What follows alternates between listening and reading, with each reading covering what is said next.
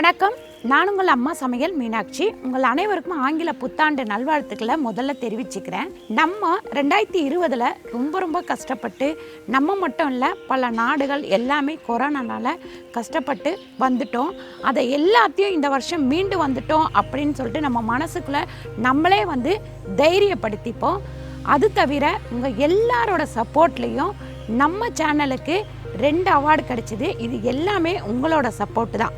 நம்ம சேனலில் இருக்கிற தம்பி, தங்கை, அம்மா, அப்பா, அண்ணன், தம்பி, இந்த மாதிரி குழந்தைகள், என்னோட பேரன், பேத்தி, மகன் இப்படி எல்லாரும் சேர்ந்து சப்போர்ட் பண்ணதுனால அப்படி ஒரு மிகப்பெரிய 2 அவார்டை என்னால் வின் பண்ண முடிஞ்சுது. இதுக்கு நான் மட்டும் காரணம் கிடையாது, நீங்கள் எல்லாருமே சப்போர்ட் பண்ணத்துட்டு தான். போன வருஷம் நம்ம சேனலுக்கு கிடைச்ச இந்த அவார்ட்னால ரொம்ப சந்தோஷம். எனக்கும் சரி, நீங்களும் நிறைய பேர் சந்தோஷப்பட்டு நிறைய பேர் என்னை இன்னும் கொஞ்சம் மேலும் வளரணும் அப்படின்னு நிறைய பேர் வேண்டி இருக்கிறீங்க, வாழ்த்திருக்கிறீங்க.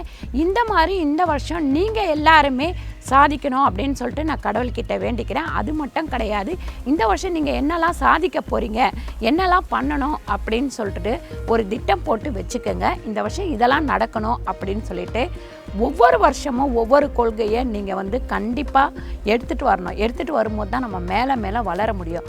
அதுக்கப்புறம் நெகட்டிவாக எது நடந்திருந்தாலும் அதை அப்படியே தள்ளி விட்டுட்டு அடுத்து என்ன நடக்கணும் அப்படின்னு சொல்லிட்டு முயற்சி பண்ணுங்கள். நிறைய சோகங்கள் இருக்கலாம், கஷ்டங்கள் இருக்கலாம், பல விதத்தில் நம்ம கஷ்டப்பட்டிருக்கலாம். அதை அப்படியே மனசுக்குள்ளே போட்டுக்கிட்டு, அதனால் அந்த மனசுக்குள்ளே போட்டு நம்ம உட்காரும் போது நம்மளை நாமளே தாழ்த்திக்கிறோம் அப்படின்ற அர்த்தம் தான். நான் எப்பவுமே அப்படி தான். முதல்ல அதை தூக்கி போட்டுட்டு அடுத்து என்ன நடக்கணும் அப்படின்னு சொல்லிட்டு இறங்க ஆரம்பிச்சிங்கன்னா நீங்களும் ஒரு சாதனையாளராக கண்டிப்பாக ஆகலாம். சாதனையாளராக ஆகிறது நம்ம குடும்பத்தில் உள்ளவங்களும் நமக்கு சப்போர்ட் பண்ணணும். நம்மளும் அந்த தைரியம் தன்னம்பிக்கையோடு இருக்கணும். ஒரு சின்ன விஷயத்தில் கூட நீங்கள் நெகட்டிவாக யோசிக்கவே கூடாது. அது மட்டும் கிடையாது, ஒரு சின்ன விஷயத்துக்காக நீங்கள் தளர்ந்து போகவும் கூடாது. நம்ம தளர்ந்து போகும்போது தான் நம்மளோட வெற்றிகள் எல்லாமே உடஞ்சி போயிடும்.